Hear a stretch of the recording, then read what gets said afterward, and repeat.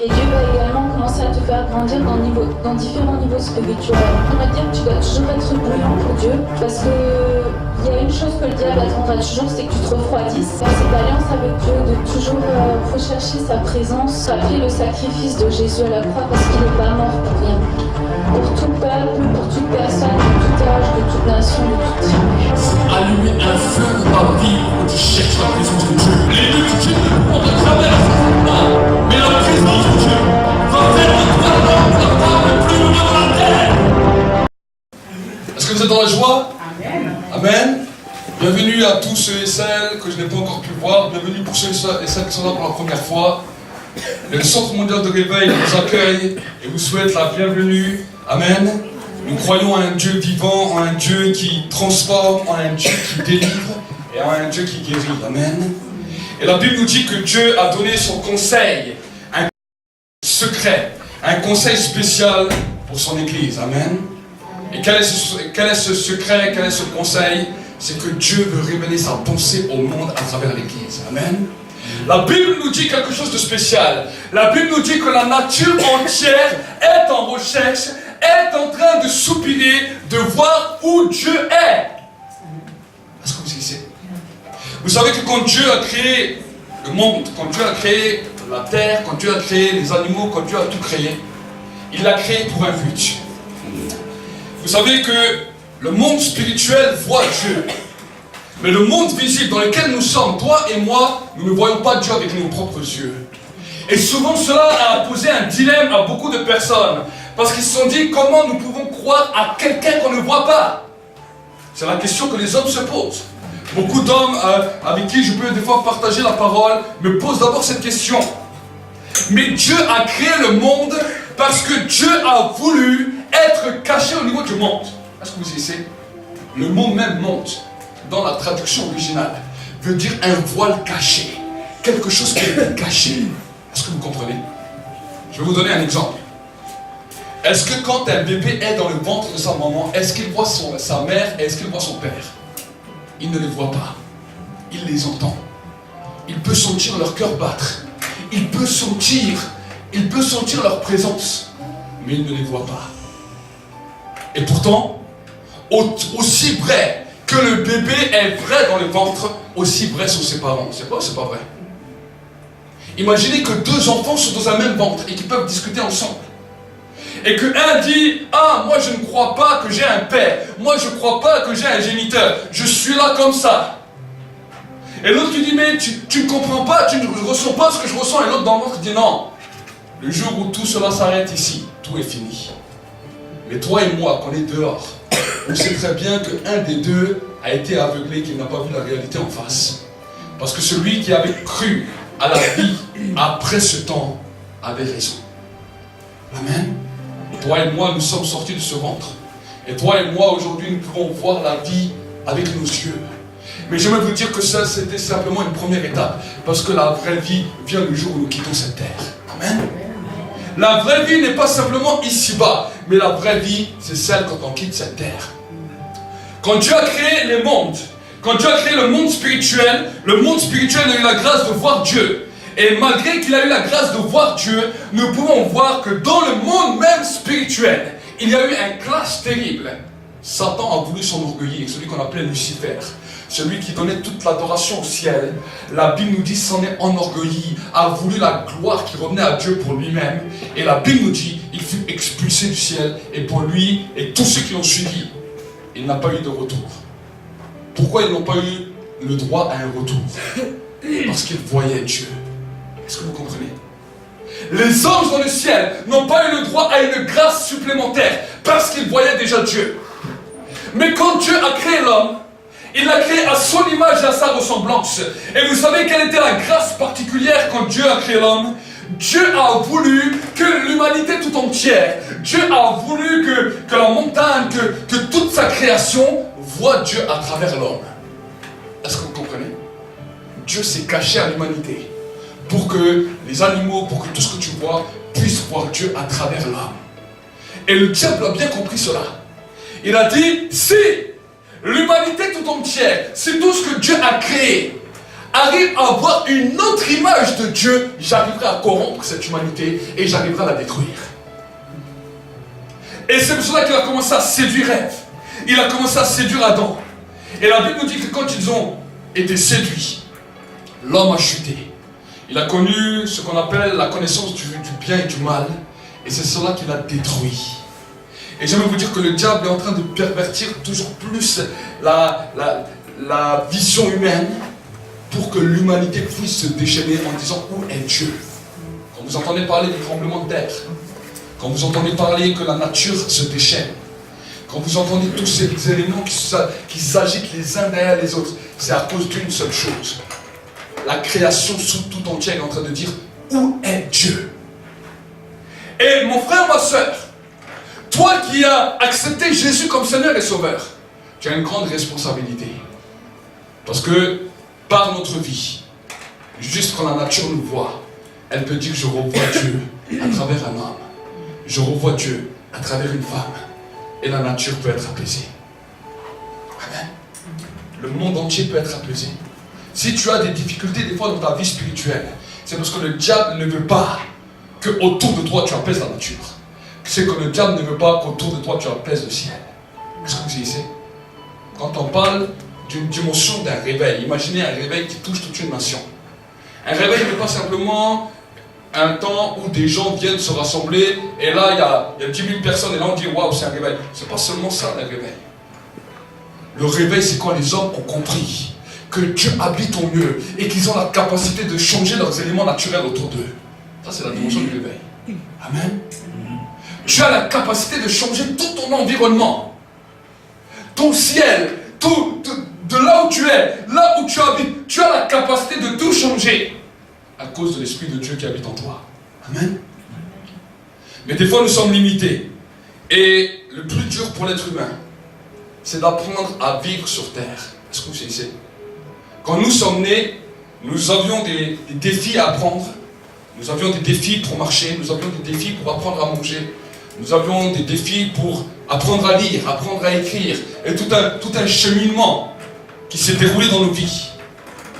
Mais le défi des enfants de Dieu, c'est que quand tu viens de naître de nouveau, c'est d'apprendre à vivre sur terre d'une nouvelle manière.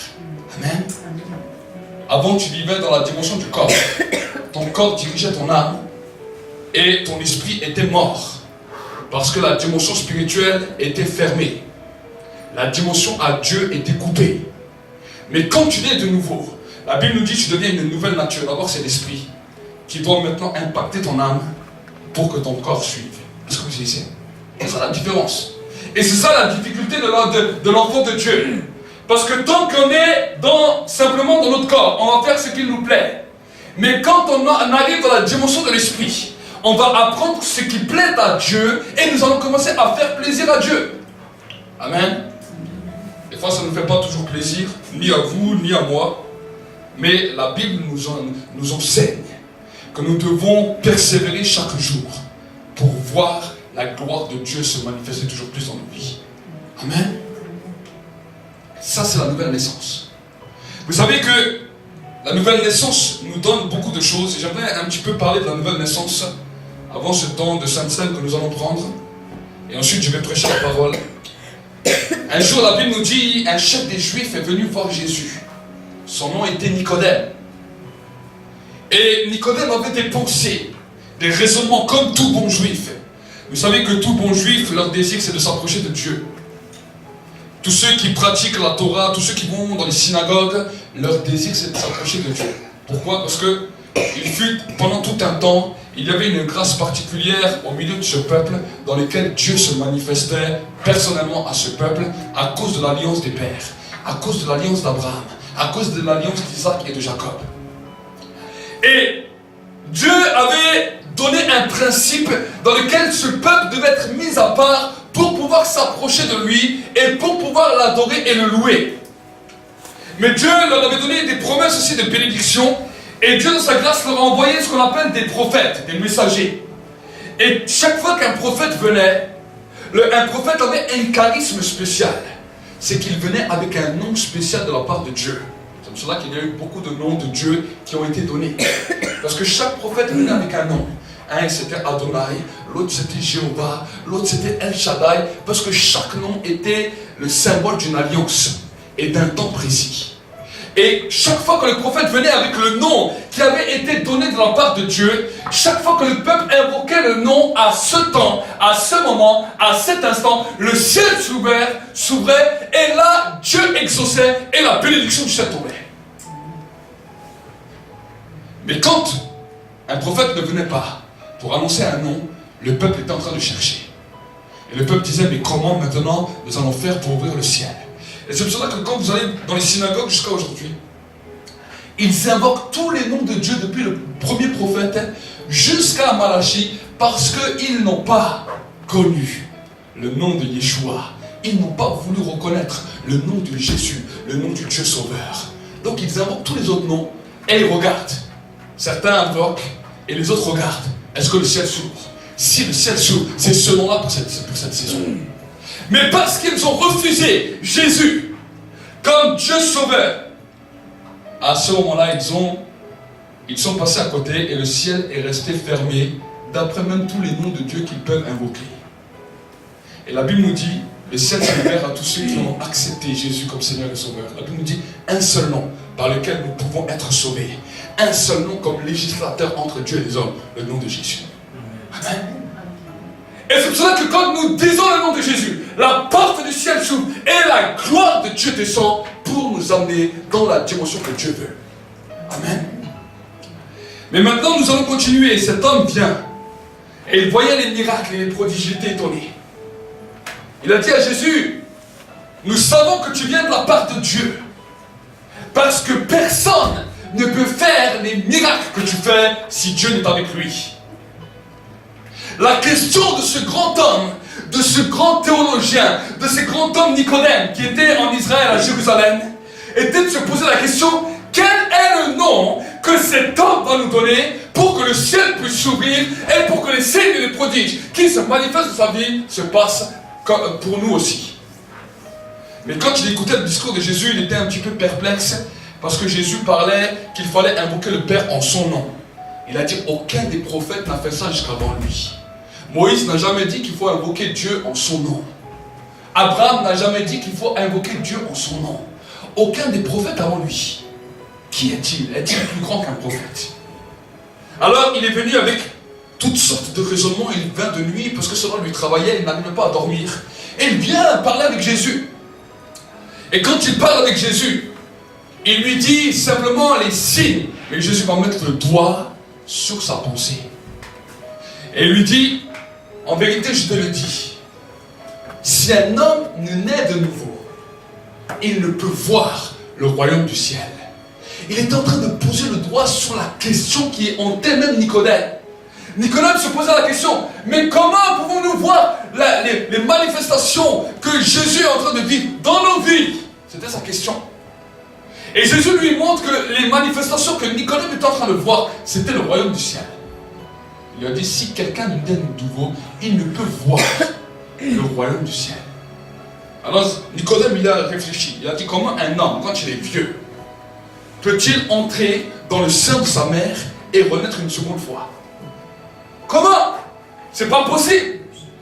J'ai 50 ans, je vois là, depuis ma jeunesse, que chaque fois qu'un enfant naît, il naît bébé. Comment un homme qui est vieux comme moi, avec une barbe, qui a les cheveux gris, qui a passé déjà un certain temps dans l'âge, je peux renaître de nouveau pour voir le royaume de Dieu? C'était sa question. Et Jésus va lui répondre. Il lui dit, si un homme ne naît d'eau et d'esprit, il ne peut entrer dans le royaume de Dieu. Amen. La nouvelle naissance, c'est cela. C'est accepter de renoncer à sa propre vie, d'accepter Jésus dans son cœur et de dire, Seigneur, je ne peux plus vivre ma vie selon mes desseins, selon mes pensées, mais je veux accepter de renoncer à moi-même et je veux être né dans l'eau par le baptême et dans l'esprit par le Saint-Esprit. Amen. Et là, nous entrons dans une nouvelle dimension. Nous entrons dans une nouvelle saison. nous entrons dans un nouveau temps, non seulement dans lequel le royaume de Dieu se manifeste, mais dans lequel aussi nous allons voir le royaume de Dieu. Nous allons commencer à devenir sensibles à la présence de Dieu. Nous allons commencer à être sensibles aux choses qui sont dans le monde spirituel. Amen. Sachez que le monde a été caché de Dieu. Nous ne pouvons pas voir Dieu avec nos yeux et vivre. La Bible nous dit que l'homme ne peut pas voir Dieu avec ses yeux et rester en vie. Parce que Dieu est tellement pur, Dieu est tellement glorieux, que si tu le vois, tu ne pourras pas rester sur cette terre, tu ne pourras pas rester dans ce corps. Amen. Moïse a voulu le voir. Les prophètes ont voulu le voir. Mais Dieu dit, je ne peux pas me montrer mon visage, je ne peux pas te montrer mon visage et que tu restes en vie. Je vais te montrer seulement une image de moi. Je vais seulement te montrer mon dos. Tu vas me voir par derrière. Amen. Est-ce que vous comprenez? Donc maintenant, la dimension c'est quoi? C'est de pouvoir croire en Dieu pour entrer dans la dimension du spirituel, pour entrer dans la communion avec Dieu, pour être en communion avec lui et voir le royaume de Dieu se manifester sur terre. Amen. Quand cela commence à se produire, les choses commencent à changer. Les choses intérieures commencent à changer en toi. Et ensuite, Dieu va te donner une capacité pour pouvoir bouleverser l'extérieur. Alors, est-ce que ça se fait en coup de baguette magique? C'est-à-dire, je donne un coup de bâton sur ta tête et tout change. Non, la Bible nous dit que Dieu va t'éprouver. Dieu va t'éprouver pour voir si tu es sincère avec lui. Et dans cette éprouvation, Dieu d'abord agrée ton engagement avec lui. Mais ensuite, Dieu te demande aussi d'avoir un temps où tu vas sacrifier un temps pour lui. C'est ce qu'on appelle le temps du sacrifice de la prière. Le temps du sacrifice de la recherche de Dieu. La Bible nous dit que Dieu des fois se cache. C'est comme si tu vois ce poteau et Dieu se cache. Dieu est là. Mais Dieu se cache et il veut entendre quelle va être ta détermination. Comment tu vas clamer à lui.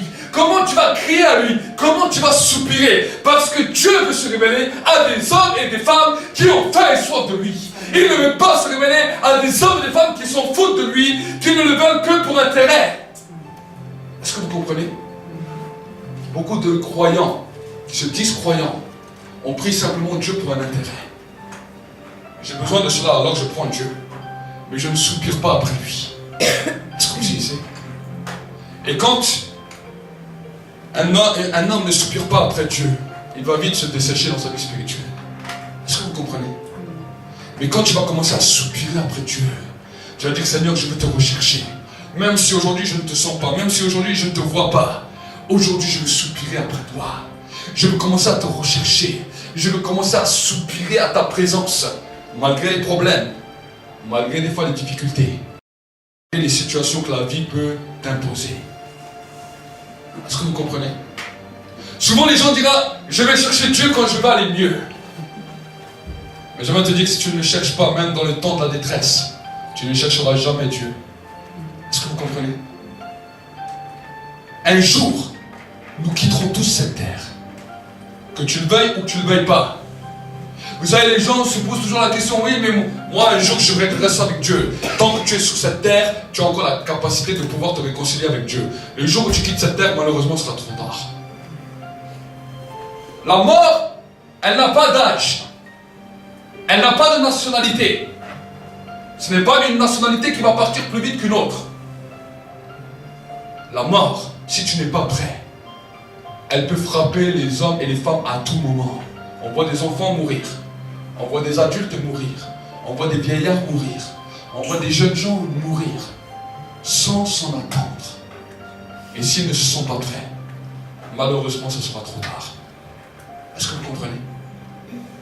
Nous sommes devant une réalité de la vie, dans laquelle la vie peut partir vite. La vie peut partir vite.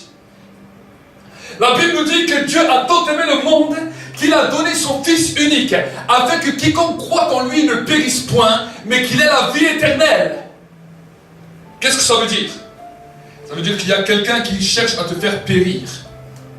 Et quand tu vas chercher Dieu, quand tu vas soupirer avec Dieu, quand tu vas rechercher sa présence, la Bible nous dit que tu vas trouver la sécurité. Et que la mort ne te trouvera pas. Est-ce que vous savez que même si tu quittes cette terre, Ton esprit peut aller à Dieu et ton corps peut encore respirer pendant un temps et ensuite ton corps s'arrête. Mais la mort ne t'aura pas. Est-ce que vous comprenez? Mais les gens qui ne sont pas dans cette sécurité avec Dieu, la mort peut les frapper, peut les surprendre à tout moment. Et ils peuvent quitter cette terre terriblement. Si vous passez du temps avec Dieu, vous aurez même la capacité que Dieu peut vous dire, je te dirai même l'heure de ton temps, quand tu quitteras cette terre. Et Jacob savait quand était son temps. Abraham savait quand était son temps. Moïse savait quand était son temps. Simeon savait quand son temps était là. Et j'aimerais vous dire que même les apôtres, quand vous regardez la vie des apôtres, Paul savait quand il devait quitter cette terre. Ok, il est parti d'une manière tragique, mais il savait que c'était là le temps. Parce que si ça ne serait pas été le temps, il serait été libéré de prison. Est-ce que vous comprenez? Mais il connaissait, il savait le temps. C'est pour cela qu'il a pu dire à la fin de sa vie, j'ai combattu le bon combat, j'ai achevé la course. Mon désir pour vous ce matin, c'est que vous passiez du temps avec Dieu. Et que le jour où Dieu vous dit maintenant c'est bon, c'est le temps où tu dois rentrer à la maison, tu puisses même encore convoquer les gens que tu connais. Et tu veux dire voilà, j'ai combattu le bon combat, je sais que maintenant mon temps est venu. Mais avant de partir, et je veux vous laisser quelque chose. Avant de partir, je veux vous dire quelque chose de la part de Dieu. Est-ce que vous disiez?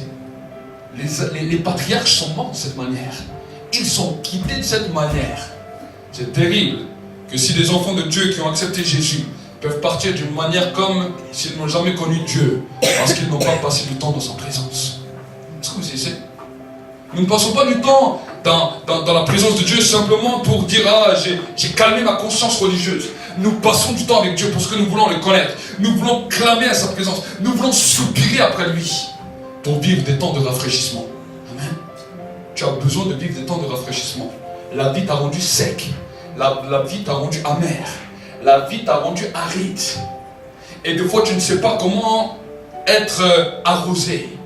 Mais dans la présence de Dieu, la Bible nous dit que l'huile qui va couler sur toi, c'est une huile de joie. L'huile va commencer à t'arroser. Tu vas commencer à revivre. Le désert va commencer à refleurir. Et là où il n'y avait rien, tu vas voir que tout va commencer à repousser et à regermer. Amen. Alors pendant ce temps qu'on va prendre le temps de la Sainte Seine, avant que nous allons prendre le temps de la Sainte Seine, il y a encore quelque chose que j'ai à cœur et que vraiment, j'aimerais vraiment que nous puissions demander à Dieu aussi pardon pour cela. Parce que vraiment le Seigneur m'a parlé par rapport à cela. Vous savez que nous avons un devoir en tant qu'enfants de Dieu de pouvoir respecter, honorer les autorités, honorer aussi les hommes que Dieu a oints, les hommes que Dieu a mandatés, les hommes que Dieu a mis l'onction. Et j'ai des fois l'impression que dans notre nation, il y a un discrédit sur ça. Les hommes et les femmes discréditent les hommes, que ce soit les hommes politiques, que ce soit les hommes d'église, tout ce qui est mention d'autorité. Et bien sûr, nous savons qu'il y a des débordements d'un petit peu partout, tout le monde peut faire des erreurs. Mais la Bible nous demande en tant qu'enfants de Dieu de pouvoir honorer, de pouvoir respecter. Et même des fois dans l'église, malheureusement, avec des ministères qui sont loin, des ministères qui sont revêtus de l'onction, revêtus de la puissance, revêtus de l'autorité. Et il y a souvent des critiques, des fois même de nos parts, même dans nos cœurs, dans nos raisonnements, dans nos pensées. Et je crois vraiment que nous devons demander à Dieu pardon pour cette mentalité et demander à Dieu en tant qu'Église que Dieu puisse nous changer et que Dieu puisse nous apprendre à reconnaître les autorités, à accepter les autorités et à les aimer dans nos cœurs. Amen. Parce que dans le cœur des hommes, il y a vraiment des critiques, des calomnies, toutes sortes de choses qui viennent. Alors bien sûr, toutes les autorités ne sont pas justes. Nous défendons toutes les causes qui sont justes. Mais la Bible nous dit aussi que nous devons respecter et honorer. Amen. Et je crois vraiment que nous devons comprendre cela. Parce que quand nous commençons à comprendre cela, nous allons rentrer dans des nouvelles dimensions spirituelles.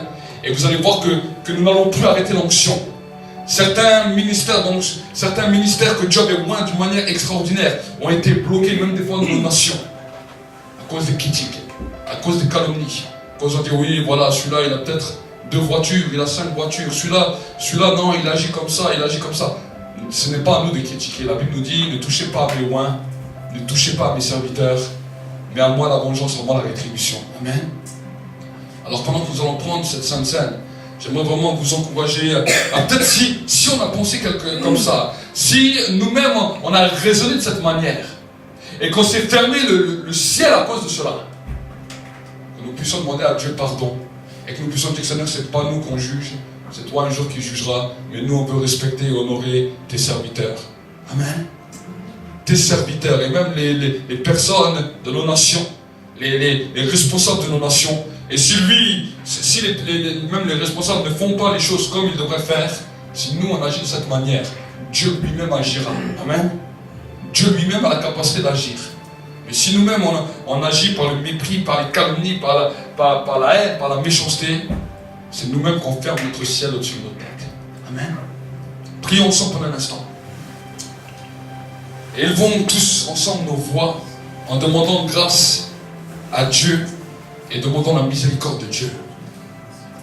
Seigneur, mon Dieu, mon roi, je veux venir ce matin encore avec la vie de mes frères et de mes sœurs. Et je veux te demander pardon, Seigneur, avec eux. Pour toutes les fois, Seigneur, mon Dieu, mon roi, où on a critiqué, calomnié, médit tes serviteurs, les hommes loin que tu as choisis. Seigneur, toutes les fois où nous avons critiqué nos chefs politiques, nos chefs du gouvernement, Seigneur, tous ceux qui nous dirigent, tous ceux qui ont la capacité de chef au-dessus de nous. Seigneur, ta parole nous dit même que l'apôtre Paul a même demandé pardon quand à un moment il a parlé mal sur le chef du peuple, sur le souverain sacrificateur, parce qu'il ne savait pas que c'était lui. Et il a dit dans la parole que tu ne parleras pas mal du chef de ton peuple. Seigneur, mon Dieu, mon roi, ce matin, encore avec l'Église, nous voulons te demander pardon, Seigneur. Pardon, Seigneur, pour tout le mépris. Pardon, Seigneur, pour toutes les critiques. Que, Seigneur, là où dans notre nation, Seigneur, on a retenu tes serviteurs, on a arrêté les hommes d'onction à cause des critiques, des calomnies. En tant que ton serviteur, Seigneur, je te demande pardon pour tout le peuple français, pour tout ton peuple, Seigneur. Je te demande pardon en faveur aussi de tes serviteurs. Et je te demande que, Seigneur, l'onction soit libérée dans nouveau. Que la présence de la gloire soit dans nouveau libérée. Et que, Seigneur, mon Dieu, mon roi, un temps nouveau commence à couler. Une saison nouvelle commence à couler. Je pose cet acte prophétique maintenant pour un changement et pour une transformation. Et que tout ce qui voulait arrêter ton peuple soit brisé maintenant, soit détruit maintenant. Dans le nom de Jésus. Dans le nom de Jésus-Christ. Dans le nom de Jésus-Christ. Peut-être mon frère Franck, s'il peut venir pour prier pour le pain et pour le vin. Et qu'ensuite il va distribuer bien. Que tu puisses rester dans cette atmosphère de prière.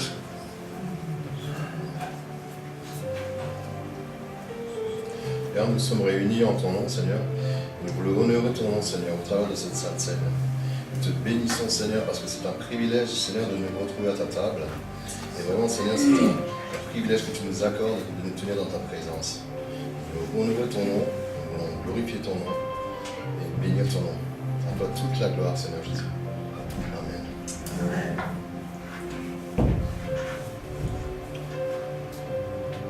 Que vous puissiez prendre ce pain et prendre ce vin maintenant. Et rester dans cette atmosphère de prière.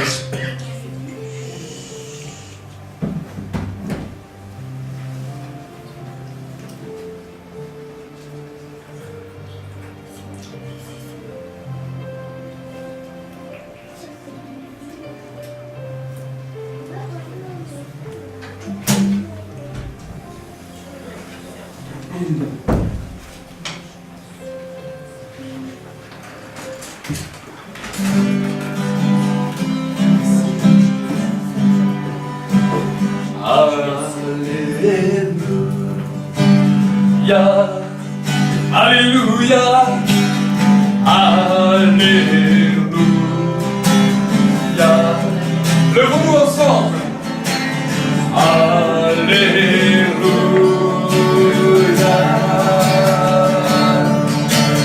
Alléluia,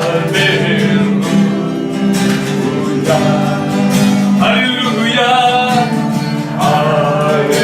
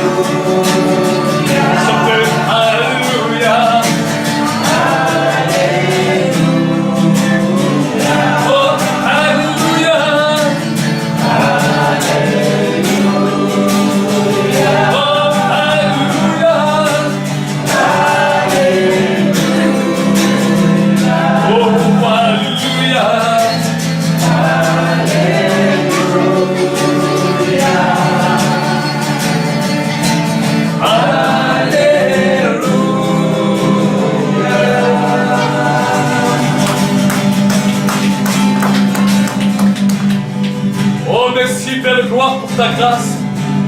Merci de répandre maintenant ton esprit, Seigneur, dans ce lieu. De renouveler une onction nouvelle, une onction fraîche. Sur chaque frère, sur chaque sœur dans ce lieu. Et que maintenant ta présence soit libérée. Ta présence soit libérée. Je commande à tout esprit de maladie, à tout esprit d'infirmité, à tout esprit de mort, à tout esprit de cécité. Je commande dehors maintenant. Dehors maintenant. Et je déclare maintenant la puissance du pardon libéré. La puissance du pardon. Dans le nom de Jésus. Oh merci cher Saint-Esprit. Je te remets ce temps de parole. Par moi-même je ne peux rien faire. Et j'ai besoin de ta présence. Et je te demande que c'est toi qui convaincs les cœurs.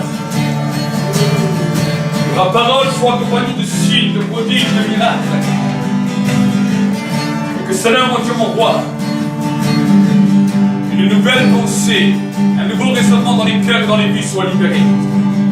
Maintenant, dans le nom de Jésus. Amen. Acclamons pour le Seigneur.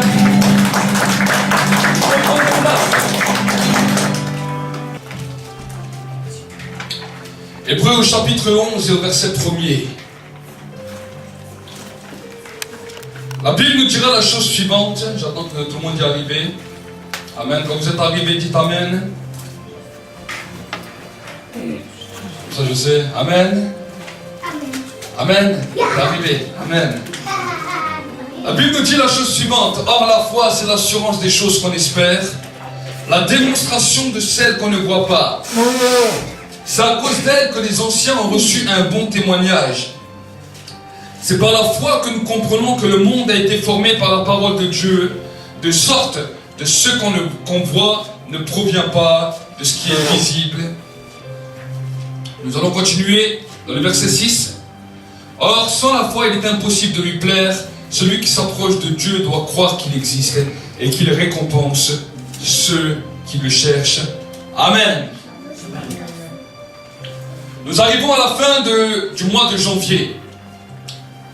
Alors, peut-être qu'on a pris des bonnes résolutions à la nouvelle année. Peut-être des plus grandes résolutions, des moins grandes résolutions. Mais nous avons jusqu'à la fin du mois de janvier pour prendre nos bonnes résolutions. Amen.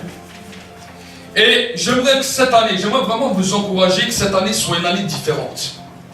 Vous savez, d'habitude, toutes les années, nous avons nos objectifs. Nous savons ce que nous voulons, nous savons où nous voulons aller. Mais j'aimerais que tes objectifs cette année puissent changer. Comment? Que tes objectifs cette année soient des actes de foi. Amen. Que cette année, ton objectif premier, c'est de ne pas marcher simplement par la vue, mais de marcher par la foi. Ça, c'est deux choses qui sont différentes. Amen. La vue va nous amener à amener des projets sur projets sur projets. Mais malheureusement, nous avons fait ça pendant plusieurs années. Tu as peut-être fait ça pendant plusieurs années dans ta vie. Et tu as vu chaque fois que quand tu arrives au mois de décembre, que le 3/4 des projets que tu as voulu, le 3/4 tu n'as pas réussi à faire. Pourtant tu avais des projets. Pourtant tu avais une motivation. Vous savez que nous pouvons même marcher dans la religion sans même avoir la foi. Parce qu'on dit on va faire ça, on va faire ça, on va faire ça, mais la foi n'est pas avec. Est-ce que vous comprenez? Pourquoi je dis cela? Parce qu'il arrive des fois dans nos vies de prière où nous prions et nous ne croyons même pas ce que nous disons. Est-ce que vous comprenez? Combien de fois ça nous est arrivé qu'on prie et on prie et on prie, mais on ne croit pas à ce qu'on dit. Et au bout d'un moment, on devient comme des religieux, qu'on répète des paroles et qu'on croit qu'à force de répéter, on va être exaucé. Jésus, alors qu'il parlait à ses disciples, qu'il commence à leur enseigner sur la prière, il leur dit, ça ce sont les religieux qui font comme ça, vous ne les ressemblez pas. Est-ce que vous comprenez? Alors ça nous pose un problème, parce qu'on sait qu'on doit rentrer dans la présence de Dieu. On sait qu'on doit chercher Dieu, Mais pourtant, même dans nos demandes, nous voyons que nous faisons comme des religieux parce qu'on demande. Et si on a prié 10 000 fois une prière et qu'on n'a pas eu l'exaucement, on croit que peut-être parce qu'on le répète une 11e fois ou une 12e fois ou une 100e fois, on va être exaucé. Machinalement, nous faisons comme ça. Pourquoi? Parce qu'il y a des règles que nous n'avons pas compris. Et ce matin, j'aimerais poser avec vous des règles spirituelles qui vont vous permettre de vous envoler et de voir Dieu en action. Amen. Les règles spirituelles qu'on reçoit dans la maison de Dieu est pour que nous puissions voir Dieu en action. Les religieux du monde répètent. Et malheureusement aujourd'hui, même des fois dans l'église, nous voyons des hommes qui sont nés de nouveau, qui ont reçu le Saint-Esprit, mais qui répètent comme des religieux, parce qu'on suit un rythme, on suit un dogme, on suit un raisonnement de pensée, et on croit qu'à force de répéter, on va être exaucé. Souvent, j'ai vu des gens qui me disent, mais je fais plusieurs fois cette prière, je fais plusieurs fois cette demande, et pourtant je ne reçois pas. Je l'ai entendu plusieurs fois. Mais maintenant, ce n'est pas la question que tu ne reçois pas. C'est la manière dans laquelle tu te prends. Jésus n'a pas dit à ses disciples, vous ne priez pas. Il dit, mais quand vous priez, vous ne savez comment demander. Est-ce que vous saisissez? Il a dit, vous ne savez pas comment faire. Ce n'est pas la question que vous ne priez ou que vous ne priez pas. C'est la dimension. Pourquoi? Parce que l'incrédulité réside dans notre cœur. Et Dieu veut arracher cette incrédulité qui est là pour nous amener dans la stature de la foi dans laquelle tout est possible. Chaque fois que nous doutons, chaque fois que nous ne sommes pas sûrs que Dieu va nous exaucer, ça c'est de l'incrédulité et ça c'est à traiter. Est-ce que vous savez? Il m'est arrivé des fois de demander des choses à Dieu et au début j'ai fait machinalement, j'ai demandé et Dieu ne m'exauçait pas. Jusqu'au jour où j'ai vu que dans mon cœur, premièrement, je n'avais pas vraiment envie. Et deuxièmement, que mon cœur ne pensait pas que Dieu allait agir sur ça. Et alors c'est là où j'ai commencé à chercher la présence de Dieu, à grandir dans la présence de Dieu, à clamer après la présence de Dieu, à crier après la présence de Dieu. Et quand j'étais dans la présence de Dieu, Dieu me disait, tu vois, quand on te parle de cette situation, quand tu viens même me parler de cette situation, en vrai ton cœur n'en veut vraiment pas et ton cœur est même incrédule, ne croit pas que je peux le faire. Et finalement, en analysant, en regardant bien les pensées, je réalisais que c'était vrai. Et je dis, mais Seigneur, comment je peux le faire? Et il dit, tant que ce raisonnement est dans ton cœur, c'est ça qui m'empêche d'agir. Alors je dis, comment? Alors il me dit, divorce avec ça. Divorce avec ce raisonnement. Divorce avec cette mentalité. Et reconnais quand tu es dans ma présence que tu as cette mentalité et demande-moi de changer. Et plutôt que de dire, Seigneur, je demande ça, alors je n'y croyais pas. Je dis, Seigneur, change-moi, là je suis encore comme ça. Et il m'est arrivé que quand j'étais dans la présence de Dieu, je commence à prier. Même la présence de Dieu vient. Je dis, Seigneur, même ta présence, elle est là, mon cœur n'arrive pas à croire. Mon cœur n'y arrive pas à croire. Mon cœur est incrédule. Et là, j'ai commencé à me connaître. Et j'ai vu que le premier blocage qui bloque les enfants de Dieu, ce n'est pas Dieu qui bloque, mais c'est nos propres mentalités, nos propres raisonnements. Est-ce que vous savez? Nos propres choses qui sont liées à nos cœurs. Et Dieu veut arracher cela. Vous savez que des fois nous sommes dans des positions de souffrance, dans des positions où nous réclamons des choses à Dieu, mais notre cœur dit tout le contraire. Et souvent, parce que nous ne sommes pas beaucoup dans la prière, nous ne savons même pas comment notre cœur est vraiment. C'est le jour où tu vas commencer à passer un peu plus de temps avec Dieu, même des fois un petit peu à jeûner, que tout d'un coup tu vas voir qui est ton cœur réellement, comment ton cœur est réellement et tout ce qu'il y a dans ton cœur. La Bible nous dit que ton cœur, que le cœur de l'homme et les pensées de l'homme sont éloignés de la pensée de Dieu. Est-ce que vous savez? Le cœur de l'homme est éloigné de la pensée de Dieu. Le cœur de l'homme courra toujours en futilité. Le cœur de l'homme courra toujours à des choses de combler la chair.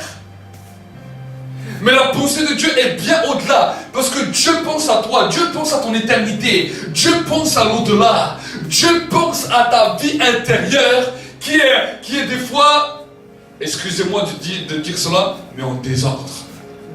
La vie intérieure de beaucoup de croyants est en désordre. Parce qu'on veut beaucoup de choses. Mais même nos prières ne sont plus après l'essentiel, mais sont des fois après la bénédiction des choses autour. Est-ce que vous comprenez? Si je viens demander, mais quel est ton sujet de prière? Il va me dire, pour moi c'est le travail. L'autre il va me dire, pour moi c'est les finances. L'autre il va me dire, pour moi c'est peut-être, je sais pas moi, une belle voiture. Un autre c'est une maison, un autre c'est les papiers. Il y a mille et une choses. Mais est-ce que c'est l'essentiel? La Bible nous dit, cherche premièrement le royaume du ciel et la justice. Et toutes les autres choses vont être données par-dessus tout. Combien de fois, alors que tu manquais la paix, dis, Seigneur, j'ai besoin de paix.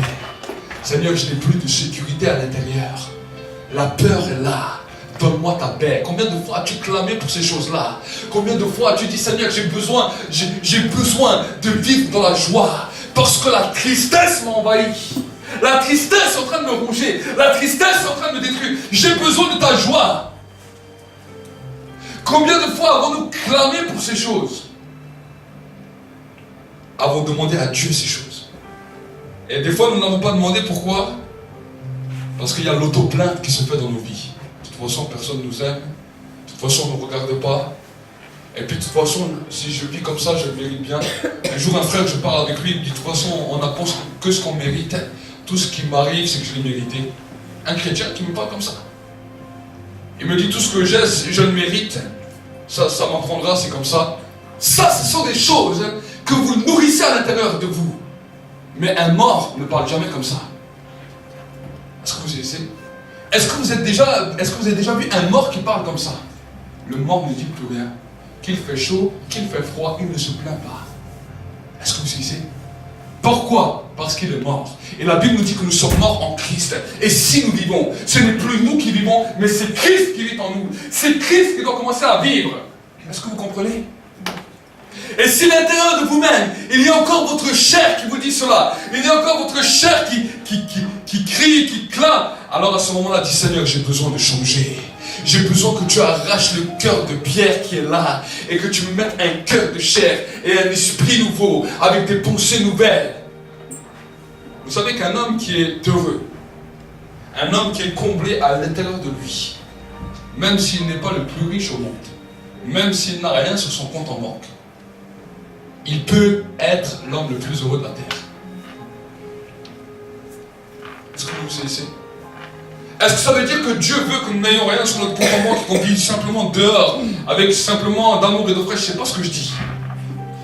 Toutes les autres choses, Dieu a la capacité de te les donner. Mais Dieu, des fois, nous fait passer par des chemins pour que nous puissions comprendre qui il est réellement. Et que nous puissions comprendre qu'à l'intérieur de nous-mêmes, nous sommes mauvais. Nous sommes incrédules. La Bible nous dit, sans la foi, il est impossible de plaire à Dieu. Tu peux avoir tout sur cette terre, mais si tu ne crois pas que Dieu existe et qu'il est ton propre patron, tu n'arrives plus à lui plaire. Dieu a voulu sauver l'homme au début pour sa justice. Il a regardé à travers le monde.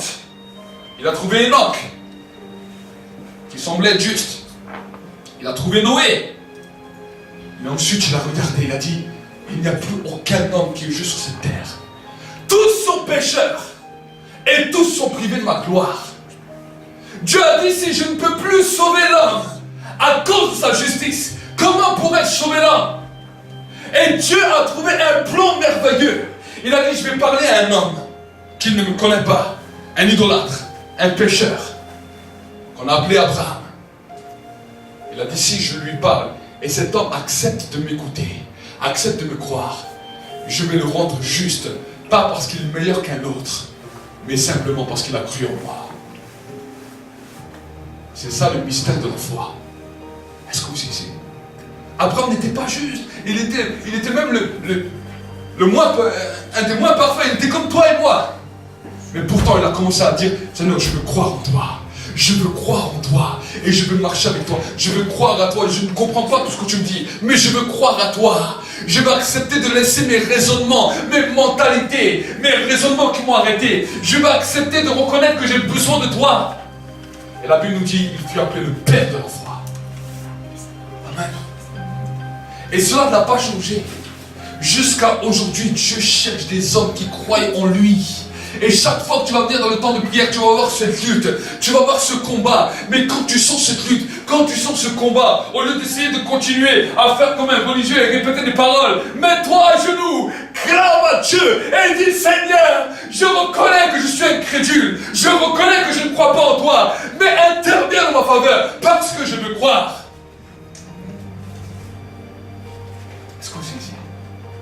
Un jour, la Bible nous dit un homme a amené son fils à Jésus.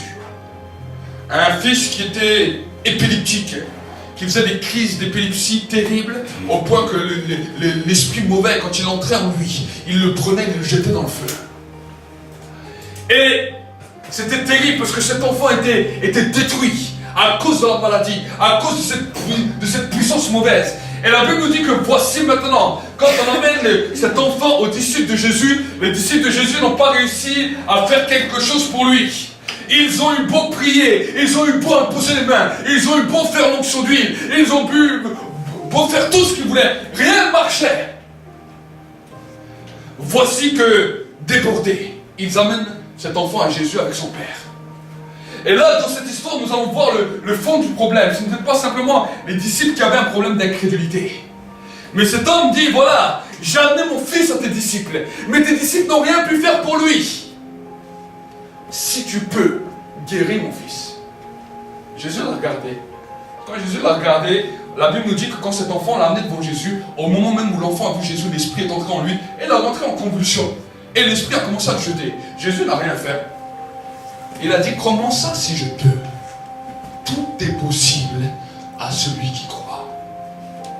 Et quand il a dit cette parole à cet homme a été saisi dans son cœur. Le Saint-Esprit l'a convaincu. La Bible nous dit que cet homme s'est mis à genoux.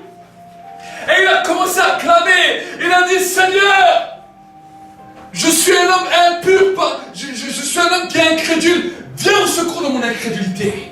Il a commencé à crier ça. Il a dit, Seigneur, viens au secours de mon incrédulité. Je n'arrive pas à croire. C'est ça qui bloquait la guérison de mon fils. C'est ça qui bloquait le miracle de mon fils.